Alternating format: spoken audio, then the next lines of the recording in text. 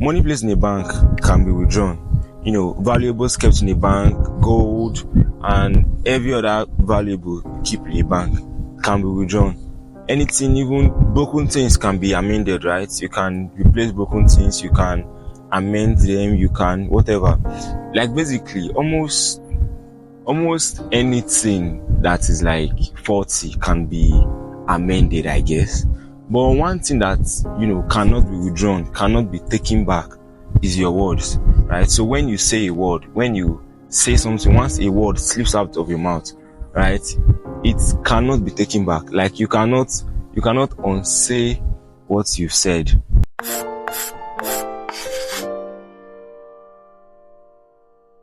So hey guys, welcome back to another video. My name is Joseph, a believer. Welcome back to the channel. And so today we're talking about the power of words. Just starting from the first book of the Bible, right? Book of Genesis chapter 1. Genesis chapter 1 tells us, and God said, let there be light, and there was light. And God said, let the waters be separated from the land, and so the dry land was called earth. Basically, looking through the whole of Genesis chapter 1, we can see the word, right? The creation story was basically God said, and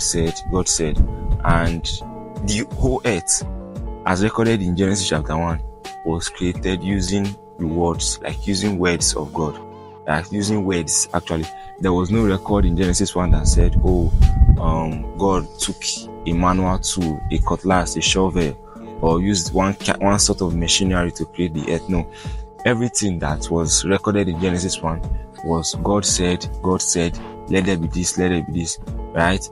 And even the Bible, the obviously the greatest book on earth, yes, is made up entirely 100% of just words. There is nothing else in the Bible apart from words, right? So this just first of all tells us the significance of words, the significance of the words coming out of your mouth, right? The things you say, the things you say with your tongue, right? And then coming to James chapter 3 verse 2 tells us, for we all stumble in many things. If anyone does not stumble in word, he is a perfect man, able also to bridle the whole body. Indeed, we put bits in horses' mouths, that they may obey us, and we turn their whole body. Look also at sheep. Although they are so large and are driven by fierce winds, they are turned by a very small rudder, right? So horses, as strong as horses are, right? When we put bits in their mouth, we are able to control horses. As large, as fierce as a sheep is, like if you see a sheep is very big, is as big as 10-15 story buildings, right? As big as shapes, it is controlled by a small rudder, right? And fierce winds. But let's look at verse 8 of James chapter 3. It says, but no man can tame the tongue. It is an unruly evil, full of deadly poison. Verse 9 says, with it we bless our God and Father, and with it we curse men. We have been made in the similitude of God. 10 says, out of the mouth proceed blessing and cursing. My brethren, these things ought not to be so. 11, does a spring send forth fresh water and bitter from the same opening? Does a spring send forth fresh water and bitter water from the same opening? It cannot happen, right? So verse 8 says, no man can tame the tongue, right?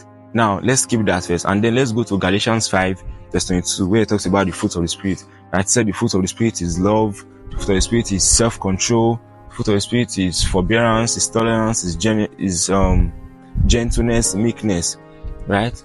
Now when we as Christians, having the Spirit of God, right, when we allow the Spirit of God to do its inner work in us, when we allow the Spirit of God to perfect His work in us, and then we bear the fruits of the Spirit, right? It now says the fruit of the Spirit, it says self-control as the fruit of the Spirit. And now coming back to James chapter 3 verse 8, it says no man can tame the tongue. No man can tame the tongue. Now we can say, if we, having the Spirit of God, have self-control, right? Now we can control our tongue. And now we can rephrase James chapter 3 verse 8. So not rephrase per se. We can say, okay, no man in the flesh can control the tongue, But we having the Spirit of God, we have the Spirit of God, we have the fruits of the Spirit, self-control, gentleness, meekness, right? We have love, we have gentleness, right? Because most times, the reason why we err in our words, most of the times, is you hear people tell you things like, whenever I'm angry, I say it as I like. Whenever I'm angry, I say my mind. Whenever I'm angry, I say, how do I put it? Whenever I'm angry, I just say it as it is, not minding if you are hurting the next person, not minding how the next person will feel, right? Because one thing is, anger is a very, very bad thing. Once you are angry, once you get angry, agitated, that state of, I can say anything, I don't care who is who, I don't want to listen to anybody, I just want to say my mind, I just want to, say what I feel like saying, But we having the Spirit of God, we're able to exhibit self-control. And yes, this is not something that, we are perfect. No. James chapter 3 verse 2 already told us, say, whoever is able to control the tongue is a perfect man, right? We are not yet perfect, but it is a daily walk with the Holy Spirit. It is a daily walk with the Holy Spirit until we become, right? Building as in a mirror until we are changed. Building as in a mirror, building as in a glass until we are changed, right? So it is a continuous walk with the Holy Spirit. It's a daily walk, right? So your words are powerful. So just as you remember, the book of Genesis told us, we are made in the image and likeness of God. So we have that Spirit of God in us. And God in Genesis 1 used words, just words. There was no record of him using any other thing to create the whole earth.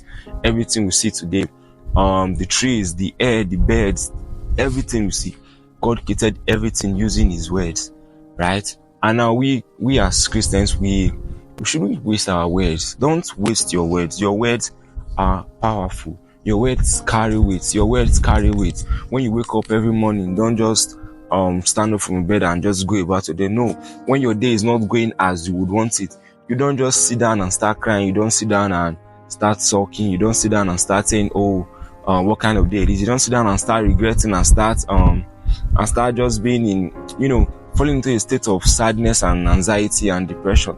But no, you open your mouth and you confess it and you say, you literally condition the day, you condition your atmosphere, you condition your environment using your words.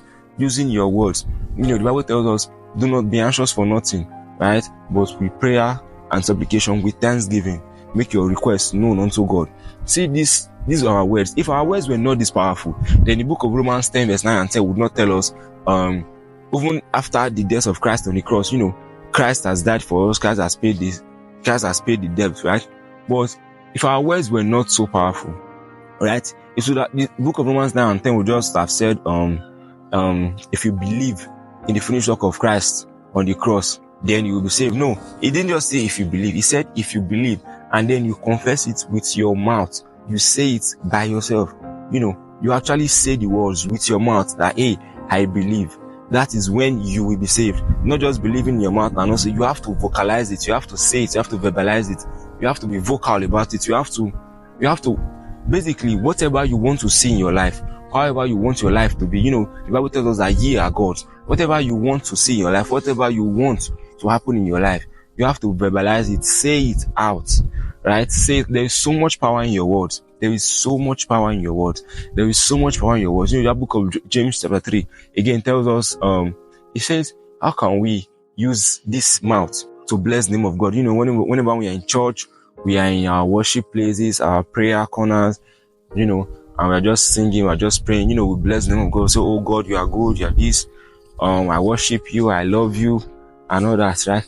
And then we come out of those places, and then somebody just do something to make you angry, somebody just annoys you or something, and then you are opening your mouth and saying, I will say it as it is. So we'll be like, I know they hide my own self. No, now that's not how we're supposed to behave as Christians. That's not how you are supposed to behave as a child of God. That's not how you are supposed to behave. You are supposed to, how do I put it? That's not how you're supposed to behave as a Christian. You're supposed to exhibit that fruit of the Spirit, which is self-control, gentleness, love, meekness. Even me that I'm saying this thing, it is not easy actually. Yes, it is not easy, but as Christians we have to, exhibit, we have to display the fruits of the Spirit. Let it be seen in us. Because if we as Christians, right? If we as Christians, we still behave as unbelievers, we still behave as those who have not believed, who have not met this Jesus, then what is the difference? Then what is the value of our salvation? Don't waste your words. Your words are so powerful. Your words are so powerful. You can literally condition your day, condition your week, condition your month, condition your year, and say, hey, I want today to be like this, and this is how today will be. And actually watch your day and see it go that way. Again, you don't just say things and then you sit down. No, you actually, after saying, then there is a walking, right? There is an action you need to take. You have to, as you say it, you have to do it, right? You have to put in the action, put in the work, right? But then your words must go ahead of you. Your words must be sent like arrows into the day. Your words must be sent like bullets, right? Again, remember what I said. The Bible, being the greatest book, right, contains only words. There is no other thing contained in the Bible apart from words. It is only words that are contained in the Bible. Words and words. God created everything you can look around you now. Everything you can see was created by God using only words. So your words are very, very, very, very powerful. Your words are very powerful. James 3 verse 8 again. It says, no man can tame the tongue. No man can tame the tongue. And we've established that no man in the flesh, no man just walking by your human nature, walking by your flesh, can tame the tongue. But when we allow the Spirit of God, when we allow the Spirit of God to walk through us, when we allow the Spirit of God to do an inner work in us, and then we exhibit that fruit of the Spirit, self-control, we exhibit love, we exhibit gentleness. When you say you love your neighbor, when you say you really love somebody, you can't, there are some things you cannot say to them. Actually, that's what I believe. When you say you love somebody, there are some things you cannot say to them. No matter how you feel, no matter how angry you get, there are some things you cannot say to somebody. There are some things you cannot say to people. When you actually say you love them, right? There are some things you cannot say when you actually love them. You know, love is not just in the saying, it's not just in the feeling. Oh, it's not just I love you. It's an action. Love is in the simplest of things. Love is in the minute things you do every day. That is what shows if you actually love or not. Love is not just you come in and say, oh, I love you. No. What love is in what you do day by day. You know, I watched a video by Eric Gugua. I think you might name on Instagram or YouTube. He said love is in the simplest of things. Love is in opening and closing the door gently when you know that your neighbor had a rough day.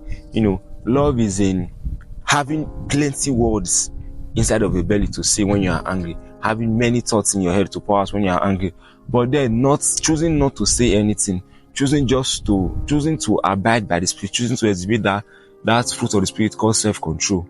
When you know you can actually verbalize those words, but love is in keeping those words and just controlling your words basically, because you know, oh, if I say these things would hurt this person I say I love, right? That is love.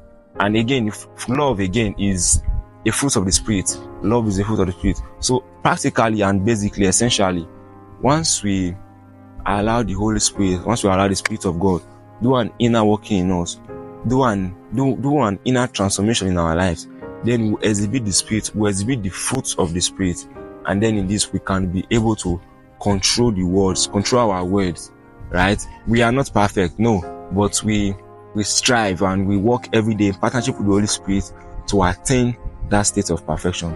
Hey, I hope this blessed you, and if it did, please give it a like, share this video to somebody, and see you in the next video.